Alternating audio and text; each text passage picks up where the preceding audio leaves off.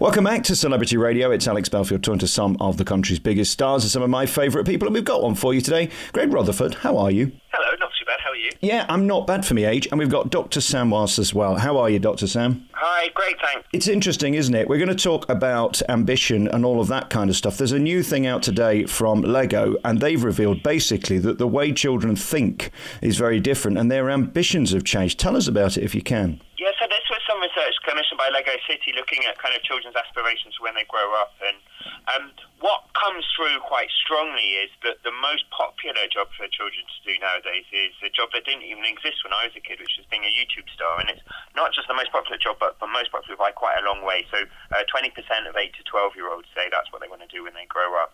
And what's losing out really is what in a way is kind of the more old-fashioned jobs like police officers and firefighters, and they're getting less popular. So only 7% of 4 to 7-year-olds and 4% of 8 to 12-year-olds want to do those. So this is a bit of a problem, we think, because the world's always going to need heroes. So we're always going to need people who make sacrifices and, stand up for things that are important for everybody. So that's why we're launching this campaign really with Lego City.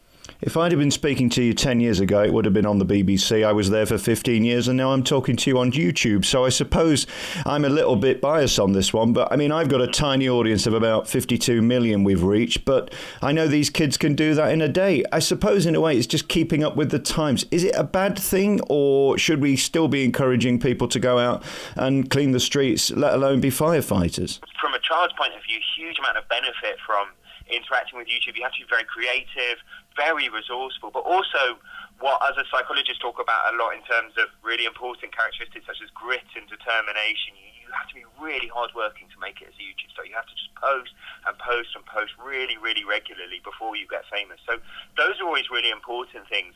I guess the difference is YouTube stars and those kind of jobs tend to be quite inward focused, so you're often focused on how you can make something interesting from your own life.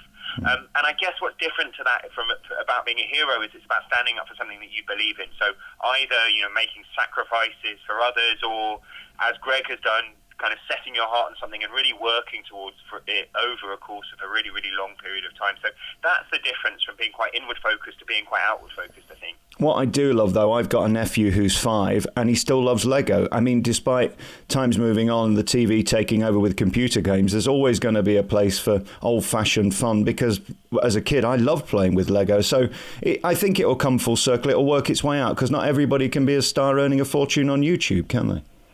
No, they definitely can't. And I think your nephew's very fortunate as well. I do exactly the same with my kids. They play with Lego, they play with toys, and I give them an opportunity to develop their own personalities, their own imaginations, because in my opinion that's hugely important. That's what a lot of what we did when we were younger. We weren't sort of always given a screen of some sort, be that a TV, a computer, etc., because they weren't really around when we were younger. I mean, I'm only 32, and computers still feel like a relatively new thing. When I was very young, none of that was really around. And I think it is important that we sort of give kids the opportunity just to develop an imagination, because with an imagination, that then goes forward into all aspects of life. And it's really easy for me to talk about, because with a really active imagination that I had as a youngster, what I did as I got older was use that to sort of dream and imagine myself becoming successful in the job that I'd chosen. And before I ever won an Olympic medal, I had imagined it and I dreamed it thousands of times. Every single day I would mentally rehearse winning an Olympic gold medal. And I think for me that came from the ability to use my imagination to create these incredible scenarios. Very finally on this, Dr. Sam, I wonder whether there's a narcissism and ego about this, that kids want to be a star for absolutely no reason. All of my material is about other people. That's why I'm talking to you today. I won't feature on it. I'm merely asking the questions. Do we need to be worried that that's a big part of this, that people want to be stars on YouTube just so they can see their own face pop up on a computer? Yeah, I mean, it's an interesting question, and what, from a psychologist's point of view, what it is about this idea of fame that is so appealing. One of the things from the Channel 4 series I've been working on for quite a while, this Secret Life of 4 and 5-year-olds, obviously we do a huge amount of, safeguarding for our children, because being on TV is a big thing. None of them have been on TV before. And we really look after them very carefully throughout the whole process. interestingly, and I think almost depressingly, if you talk to the kids after they've been on the show like a year later, the one thing they all say, every single kid that's been on, is, I want to be an actor, or I want to have this more of having had this experience of being the local celebrity in their playground. So there is something that appeals to us, and there's nothing we can really do about it. And I mean, the heroism, though, is kind of in a lot of ways the opposite of that. Often heroes aren't famous.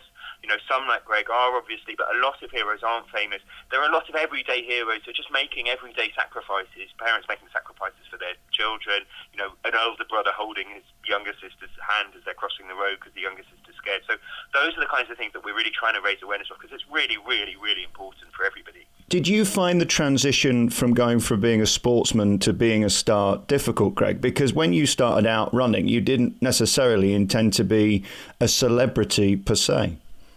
Yeah, absolutely. When you get involved with sport, well, when I did anyway, you're not really thinking about the celebrity side that could come with it if you are very successful. It's purely you're doing a sport that generally you absolutely love, and you've worked incredibly hard for. And it most certainly took a lot of adjustment, not just for me, but for everybody around me, sort of family and friends.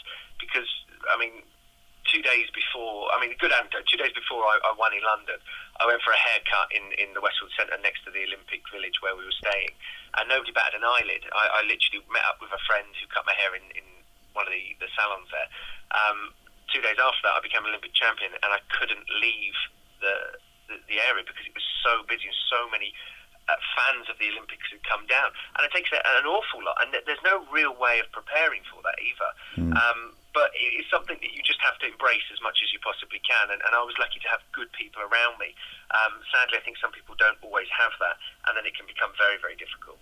You've got this blessing, you see, because you've got an half-decent body. I too am ginger, and what a curse this is. Thank God for your body, because let's face it, nobody would be interested if you were just a little ginger man like me, would they, Greg? It's sad. I know, that's the sad thing. To be totally honest, most people just think there's one ginger person in the world and we're all the same person. So arguably we'll just be mistaken as each other forevermore anyway. And you prove that gingers can be fit too. This is even more depressing in my life. Thanks for that. Hey, look, there's something for everybody. Thankfully, I just found that track and field was mine, that rarity within the ginger gene. Dr. Sam, say something nice about me. Yeah, well, you don't sound like you're doing too bad. You're 32 million people on YouTube. Well, I'm still at it.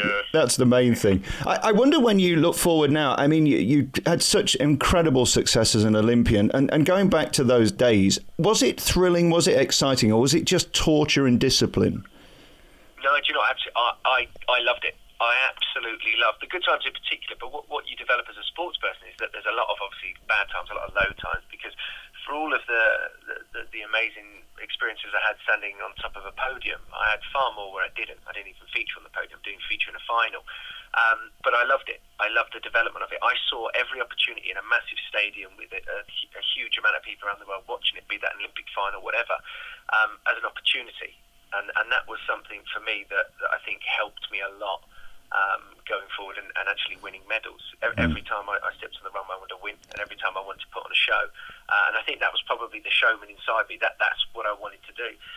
Whereas for others, though, it doesn't work like that. The stress can really get on top of people, and their performances drop dramatically. I'd love to talk to you again and get into the psychology of it, because I think it's fascinating how you cope with defeat and also success. I wonder whether the joy of opening the front door and getting a hug from your family is equally as brilliant, or if not better, than winning gold. Oh, it's much better now. To be totally honest, the one thing about retirement that I'm loving now, I'm not retired. I have to work still, because obviously track and field isn't like a football or whatever else. But I'm now at home a lot more than I used to be. I get to actually interact, play with my kids, and hang out a lot more. And I love that. Being a dad is far more important to me than winning gold medals at the Olympics. I'd love to talk to you again, Greg. Thank you so much for your time, and Dr. Sam. Thank you. Great to talk to you. See you soon. Thank you.